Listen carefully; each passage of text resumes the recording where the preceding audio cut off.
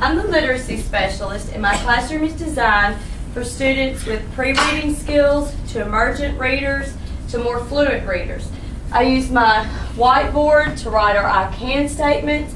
We have a focus board to remind us of the things we're looking for when we read, genre, theme, author, illustrator. I write new comprehension strategies. I have our rules posted. I have updated bulletin boards. This one is about the writing process. Writing is a big part of our literacy program, and we use the writing process when we write. This section has games for students, flannel boards, letters to manipulate to make words for my friends that are learning to read. We use sight words, high frequency words, amazing words, magnets to manipulate letters into words. I have the alphabet posted. I have big books and leveled books of all genres. I use the anchor chart for new lessons and to make connections with old lessons. Okay, today we're going to learn to make meaning when we read. Okay, every time we read for a purpose. One of our purposes for reading is skimming. What smart friend can remind everybody what skimming means? What does that mean, Cassie? Looking for a point. You're so smart. Looking for a main point. And you're rapidly looking when you're skimming. What about scanning? How are you reading when you're scanning, Jordan?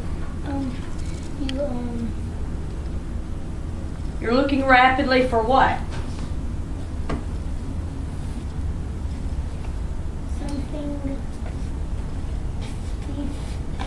Something specific. That's right. You're looking for a certain idea, or you know what you're looking for when you're scanning. Today we're going to read for a new strategy, Leanna. It's called reading closely. What do you think it means to read closely? What do you think that means, Cassie? Finding the meaning. Okay, that's right. It means we're going to find the meaning. I have a little sticker, and I'm going to put it right here. Tell me what that sticker is, Cassie. An owl. Okay, I can kind of see that it's an owl. Leanna, can you give me a detail about that sticker? It's sticky and you can wear it on your shirt. Okay, what can you tell about it from where you're sitting? That is blue and it looks like it has shoes. Okay, you can see that it's an owl. It looks like it has shoes. Cody, what can you see about it? It looks like it has. All right, what about if I bring it closely to you? Can you tell me a new detail about it now that you see it closely? It has flowers. Okay, now you can see that the owl has a flower in its hat. What else can you tell about it, Jordan? That pink thing, they got a pink thing. Okay, you can see that the owl's wearing a hat. So you can tell more details when you look at something closely, right? Do you agree? So we're going to read closely today. All right, let's look at our I can statements. I can determine the author's purpose. The author's purpose is why. Why the author's writing. And I want you to visualize the pie, Cassie, that we talk about. Persuade, inform, entertain. These are the author's purposes. And we're going to be looking at new text today and decide what the author's purpose is. I can ask and answer who, what, when, where, and how to show that I understand. So when you're reading closely for new information, you're reading to be able to ask and answer questions. I can use text features. What's a text feature? Who knows what that means? Can you tell me, Leanna? Give me an example of a text feature. Bold.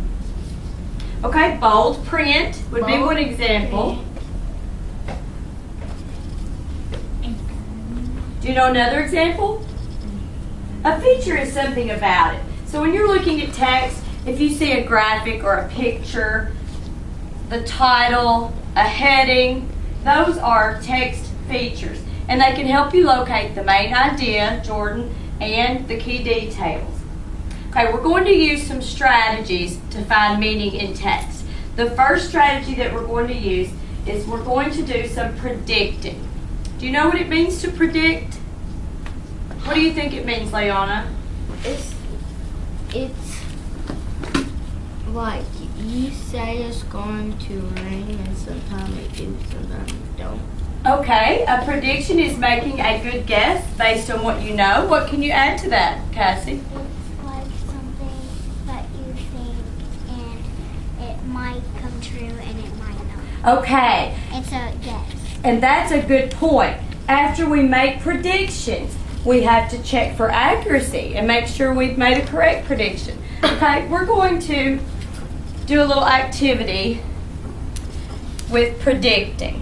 Okay, I'm going to give you a word card. I want you to read your word card. And after you read your word card, we're going to kind of collaborate and talk together and see if we can make some predictions about what our text might be about. Cassie, read your card. Hot, dry, and Okay, if you're stuck on a word, look at our comprehension strategies fix-up list. When you realize, Cody, that you don't understand something when you're reading, you have to repair it. How do you fix things, Jordan? What do you need to fix things? When something's broken, how do you fix it? build it. Okay, what might you need, Cassie? You need like a good. You need tools, right? You need tools to fix things. So turn around, Cody, where you can see my ankle chart. I'm going to give you some tools to fix up your reading when you don't understand it. Now, Cassie has come to a word that she's not quite sure about. Leona, let's look at word attack skills, comprehension skills. We're going to look at the word attack side because it's a word, Jordan, that she's having difficulty with. Okay, the first one says examine graphics. She doesn't have any pictures on her card, does she? So that's not going to help us. Let's go to the next one. Sound it out, blend it, say it. Can you look at that word and try to sound it out? Okay, you're on the right track. Let's look. Chunk it. Okay, that's not a word that we can pick out a small part. Okay, use the other words around it. Hot, dry, and that word is barren. Barren means empty.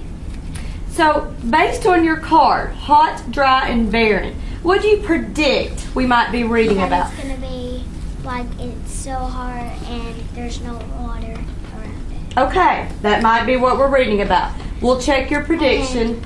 And there's no one. Okay, Cody, what does yours say? Rattlesnakes, lizards, and camels. Okay, based on those three animals, rattlesnakes, lizards, and camels, what do you think we might be reading about? Okay, he predicts we're going to read about animals in the desert. I think that's a very good prediction. Read your card. Rocky, sandy, and ground. Rocky, sandy ground. What do you predict we might be reading about? Rocks and sand. Rocks and what? Sand. And sand. Okay, very good prediction. Leona? Cactus, a. Oh, big word. Big word. Let's look at our attack skills. You don't have a picture to use. Can you sound it out? Yeah. Okay, try it. That's a big, hard word. All right, let's see if we can chunk it. Succulent. Or use the words around it.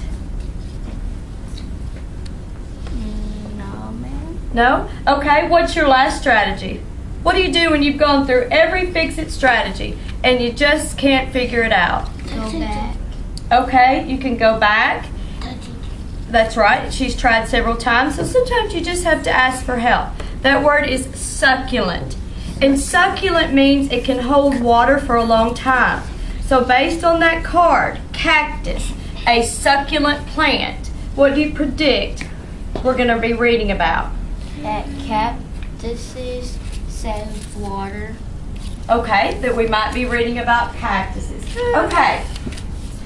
After we've made a prediction, then we're going to use our prior knowledge. You predicted we're going to read about the desert. So let's have a 2-minute little talk and collaborate and see what we already know about the desert. What do you already know about the desert environment? Do you know anything about it? What do you know, Cassie? That is hot and dry and deserted. Okay, I love it. What do you know, Cody?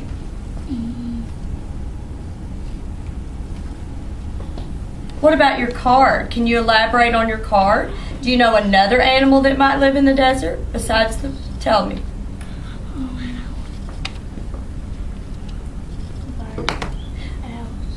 Okay. All right. What would you like to add, Jordan? The ground is walking infinity. Okay. Some people might think the desert's just completely sand, but it is quite rocky because the desert has a lot of mountains. That's why it doesn't get much water. Those mountains block the rain clouds. Okay. Now we're going to read closely and confirm our predictions, or correct our predictions if they're not right.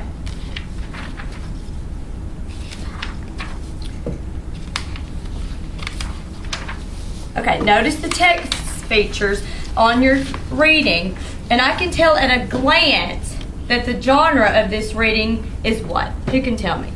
Do you think the genre is fiction or nonfiction? Nonfiction. Very good. And what did you base that prediction on? Because a desert is a real place. You can go there and Okay, that's a take good... a while to get there, but you can go. Okay, so if it's a real place and it's factual, it's nonfiction. You can Right, what's see the... a lot of new things, plants, animals. That's right. I love how you're connecting what you already know to our new information. Cassie, what is the title of this informational piece? What is a desert? Okay, what is a desert? That's exactly right. And I like the text features of headings. That helps me organize my thoughts. All right, Leona, read to us, what is a desert? A desert is a place that is very dry because it gets little rain. It stores less than 10 inches of... You're doing a fabulous job of reading. That's a big, hard word. Can you chunk it? Take off the prefix or suffix, maybe.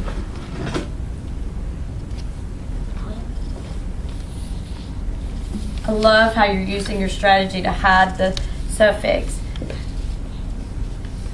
That word is precipitation. Precipitation.